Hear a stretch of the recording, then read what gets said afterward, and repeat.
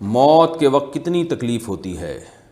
ناصر صاحب مظفر آباد سے پوچھتے ہیں کیا ایسا ممکن ہے کہ مسلمان کی روح اس حالت میں قبض ہو کہ اسے بالکل تکلیف نہ ہو؟ جی بالکل ممکن ہے۔ قرآن مجید میں اللہ تعالیٰ کا ارشاد ہے وَالنَّازِعَاتِ غَرْقًا وَالنَّاشِطَاتِ نَشْطًا، قسم ہے ان فرشتوں کی جو روح کو تکلیف سے نکالتے ہیں کھینچ کے، اور ان فرشتوں کی بھی قسم جو روح اور جسم کا صرف بندھن کھولتے ہیں اور روح پھڑکتی ہوئی اڑ جاتی ہے۔ تو نیک لوگوں کی جب وفات ہوتی ہے تو ان کی جو روح جب نکلتی ہے تو اس روح نکلنے کی ان کو ذرا بھی تکلیف نہیں ہوتی، بلکہ اور الٹا راحت ہوتی ہے۔ تو اب جس کا جیسا عمل ہے، جتنا نیک ہے اس کو اتنی کم تکلیف ہوگی۔ بالکل نیک ہے، زندگی کبائر سے اجتناب سے گزری ہے تو بالکل بھی تکلیف نہیں ہوگی، اور اعمال کے حساب سے پھر اس وقت تکلیف دی جاتی ہے۔ لیکن یاد رکھیں ایک ہے موت کی وقت کی تکلیف، یعنی جسمانی تکلیف،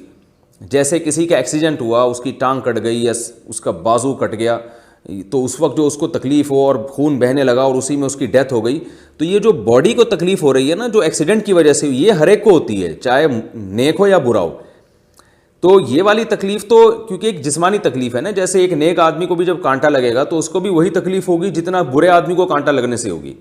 تو ایک تو موت کے وقت وہ عوارض ہیں جو ہماری باڈی پہ پیش آتے ہیں، جیسے کوئی گیس کے اندر بند ہو گیا اور دم گھٹنے لگا اور اسی دم گھٹنے میں وہ مر گیا، تو دم گھٹنے کے دوران تو بہرحال سب کو تکلیف ہوتی ہے، وہ اللہ اگر کسی کو اپنی رحمت سے اس تکلیف سے بچا لے تو وہ اللہ کی مرضی ہے۔ اور ایک تکلیف وہ ہوتی ہے جو روح اور جسم کا رشتہ ختم ہوتے ہوئے ہوتی ہے، یہ والی تکلیف یہ بھی بہت شدید تکلیف ہوتی ہے، یہ گنہگاروں کو اور کافروں کو ہوتی ہے، یہ نیک لوگوں کو یہ تکلیف قرآن کے مطابق نہیں ہوتی۔